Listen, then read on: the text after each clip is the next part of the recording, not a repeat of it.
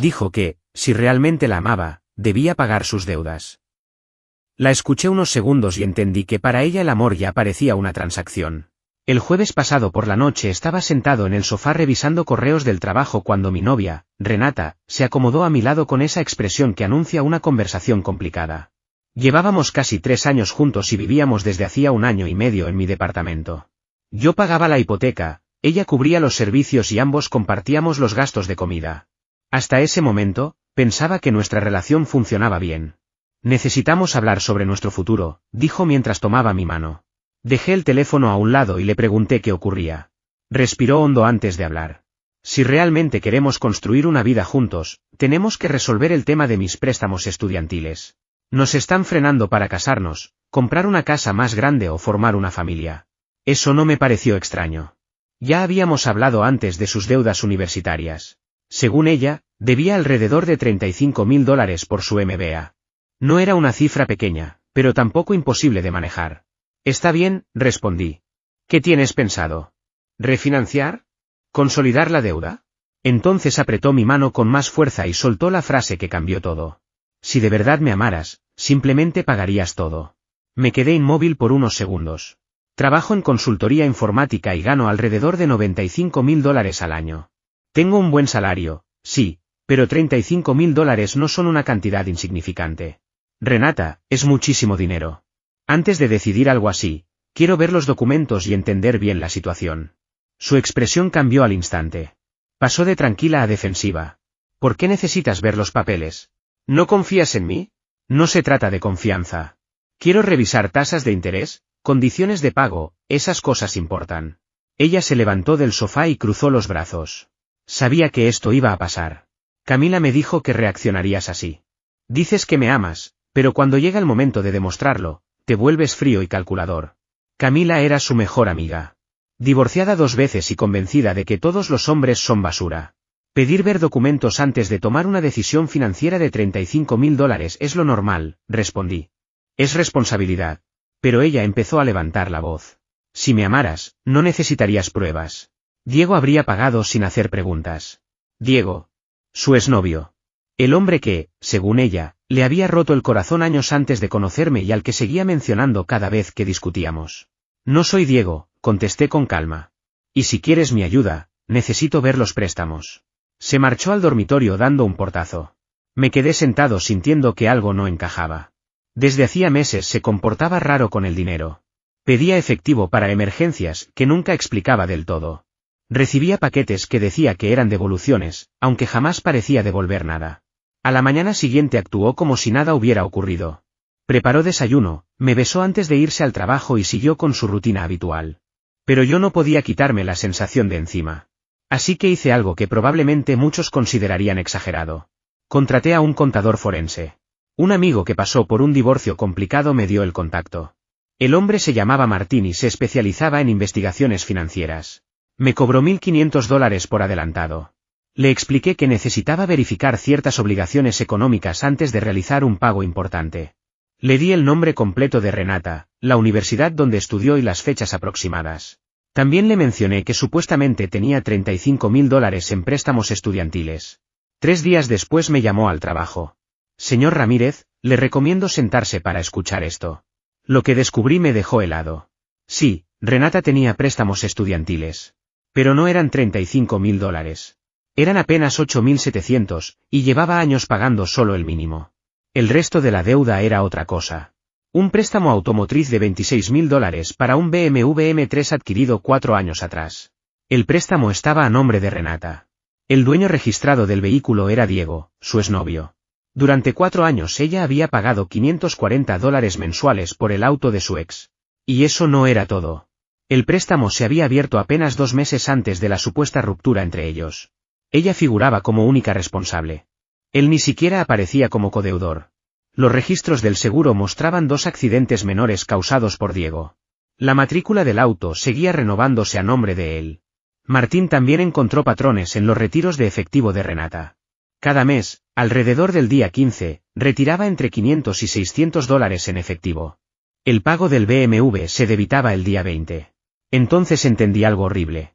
Había estado usando el dinero que yo le daba para ayudar a pagar el auto de su ex. Tuve que salir temprano del trabajo porque me sentía enfermo.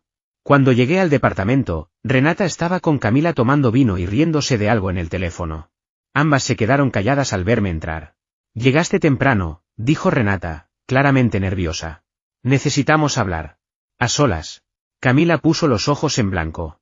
Lo que tengas que decirle puedes decirlo delante de mí. No. Esto es privado. Finalmente Camila se fue, aunque antes me lanzó una mirada de desprecio. Me senté frente a Renata y dejé el informe sobre la mesa. Se lo del BMW. Su rostro perdió el color al instante. Después empezó a llorar. ¿Me investigaste? ¿Cómo pudiste hacerme eso? Me pediste $35.000 y me mentiste sobre el motivo. Has estado pagando el auto de Diego durante 4 años usando dinero que yo te daba. No es así, él me manipuló. Dijo que arruinaría mi crédito si dejaba de ayudarlo. No tenía opción. Claro que la tenías. Podías decirme la verdad. No lo habrías entendido. Tú siempre analizas todo demasiado. Diego me entiende emocionalmente. Noté inmediatamente el tiempo verbal. ¿Me entiende? ¿En presente? Se quedó congelada. Entonces saqué el teléfono y le mostré una captura de pantalla que Martín había encontrado. Era una publicación reciente de Instagram de Diego. El BMW aparecía detrás de él. El texto decía, gracias a mi compañera incondicional por mantenerme en movimiento. Tú sabes quién eres. Renata intentó arrebatarme el teléfono. Eso no significa nada. ¿Basta? Has estado pagando el auto de tu ex mientras vivías en mi departamento, comías la comida que compro y me pedías dinero para falsas emergencias. Y encima intentaste manipularme para que pagara toda la deuda. Te amo, sollozó. Diego no significa nada. ¿Entonces por qué sigues pagando su auto? Abrió la boca, pero no pudo responder. Necesitas irte. Empaca tus cosas y quédate con Camila. Se acabó. Entonces explotó. Me llamó controlador, abusivo y miserable. Después llamó a Camila, que llegó 20 minutos más tarde actuando como si estuviera rescatando a una víctima de violencia doméstica. Cargaron todas las cosas de Renata en el auto. Antes de irse, ella se volvió hacia mí. Diego tenía razón sobre ti. No tienes corazón. Pues ahora Diego puede empezar a pagar su propio BMW. Pasaron 5 días desde que la eché del departamento y ahí fue cuando apareció su verdadero nivel de manipulación. El primer día recibí 73 mensajes. Algunos decían, perdóname, amor. Hablemos. Otros, eres un enfermo controlador y morirás solo. Bloqueé su número. Al día siguiente empezó a escribir a mi correo laboral. El filtro de spam atrapó varios mensajes, pero alcancé a leer asuntos como, emergencia de pareja. Estás cometiendo un error. Diego jamás me trató así. Guardé todos los correos como evidencia y la bloqueé también allí. El tercer día ocurrió algo aún más ridículo. Me llamó Diego. Hermano, tenemos que hablar. No tenemos nada que hablar. Lo del auto no es lo que crees. Renata no me contó nada. Yo mismo descubrí todo. Disfruta tu último mes de pagos gratis. No entiendes. Ella me debe ese auto. Me reí. ¿Te lo debe? ¿Por qué exactamente? Por daño emocional. Estuve con ella en una etapa difícil. No me importa. Ella ya no es mi problema y tú mucho menos. Buena suerte pagando el BMW. Intentó seguir hablando, pero colgué. El cuarto día, Renata apareció en mi oficina. Le dijo a la recepcionista que era mi prometida y que venía a traerme almuerzo. Cuando seguridad llamó para confirmar, respondí que no conocía a nadie con ese nombre. Perdió el control en el vestíbulo. Empezó a gritar que yo la estaba destruyendo económicamente y arruinando su futuro. Seguridad tuvo que escoltarla fuera del edificio. Después mi jefe me llamó a su oficina. Le resumí la situación, y aunque fue comprensivo, me sugirió considerar una orden de alejamiento. Pero el quinto día llegó el verdadero golpe. Mi madre me llamó preguntando qué le había hecho a esa pobre muchacha. Renata había encontrado el Facebook de mi madre y le envió un mensaje larguísimo asegurando que yo le había prometido matrimonio para luego abandonarla sin dinero ni hogar. Decía que la manipulé emocionalmente durante años, que la obligaba a pagar todo mientras yo acumulaba dinero.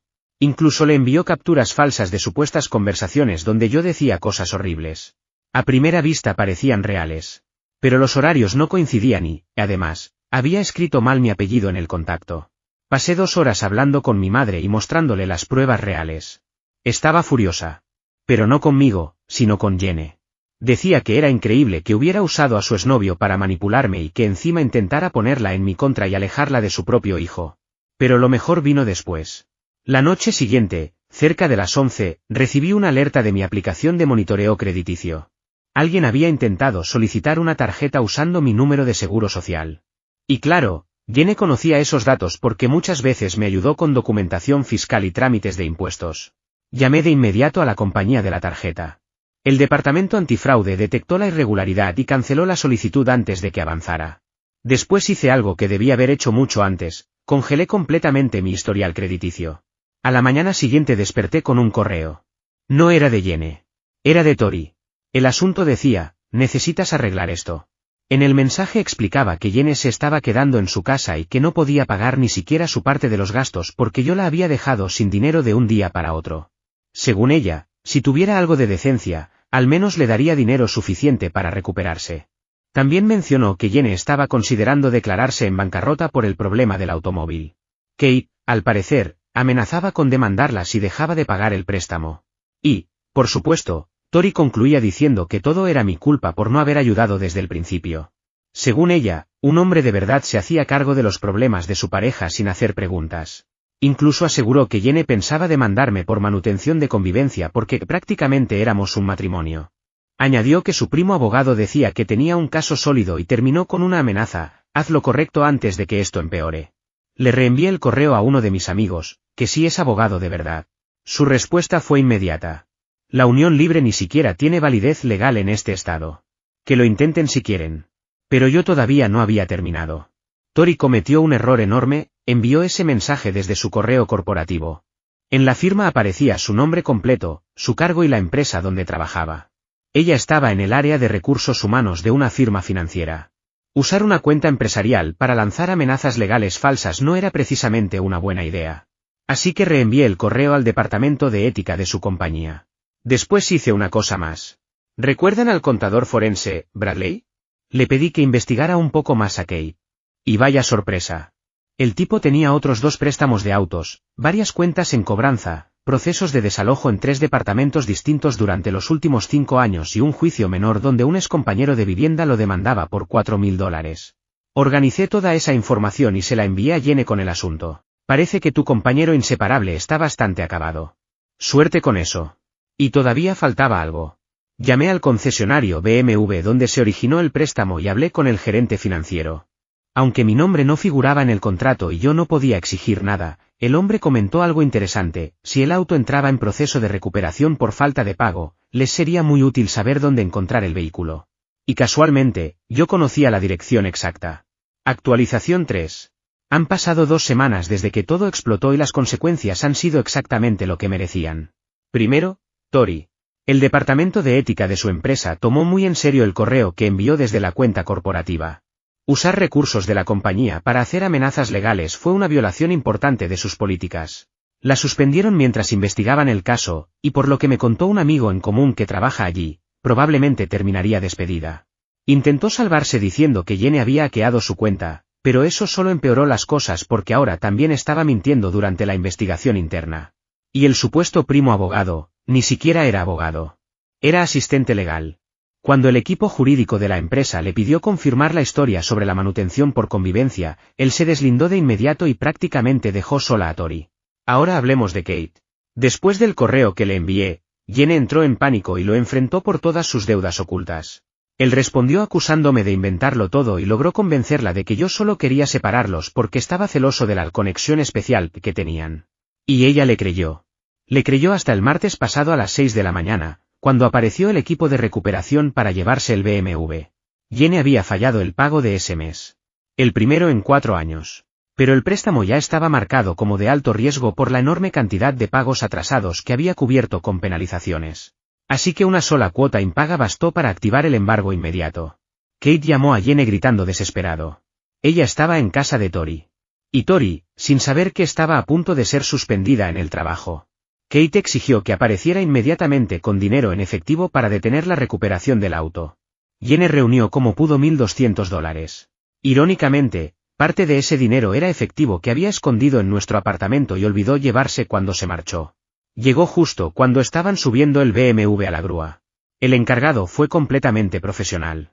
Le explicó que, si quería recuperar el vehículo, debía pagar el monto total atrasado, $1,740 entre cuotas vencidas y recargos, además de $350 por el servicio de recuperación. No tenía suficiente dinero. Kate perdió completamente el control. Comenzó a insultarla frente a los empleados de la grúa, los vecinos y cualquiera que estuviera mirando.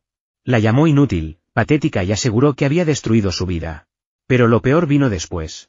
3 vecinos distintos grabaron el momento exacto en que gritó: «Ni siquiera pudiste mantener a tu novio millonario pagando mi auto. ¿Entonces para qué sirves?». Y ahí Jenny finalmente entendió todo. Comprendió que nunca había sido importante para él.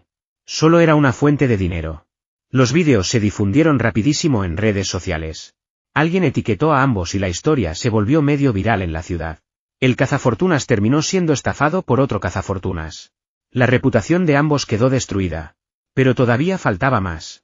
¿Recuerdan el intento de abrir una tarjeta a mi nombre? Presenté una denuncia policial. Ayer me llamó el detective asignado al caso y descubrió algo interesante. Jenny ya había recibido una advertencia hace 5 años por intentar algo parecido con otro exnovio. Nunca fue procesada porque aquel hombre simplemente quiso alejarse de ella y dejar el asunto atrás. Yo sí voy a presentar cargos. Y el detective encontró otro detalle más. Los préstamos estudiantiles de Jenny llevaban 3 años en incumplimiento. Jamás me lo dijo. La deuda original de $8.700 había crecido hasta casi 14.000 entre intereses y penalizaciones. Su historial crediticio estaba completamente destruido. Ayer por la tarde recibí una llamada de un número desconocido. Estuve a punto de ignorarla, pero algo me hizo contestar. Era Gloria, la madre de Jenny. ¿Daniel?, preguntó. Sí, solo quería disculparme por mi hija. Vi los vídeos. Yo no la eduqué para esto. Hablamos casi 1 hora. Gloria me confesó que Jenny llevaba haciendo este tipo de cosas desde la universidad.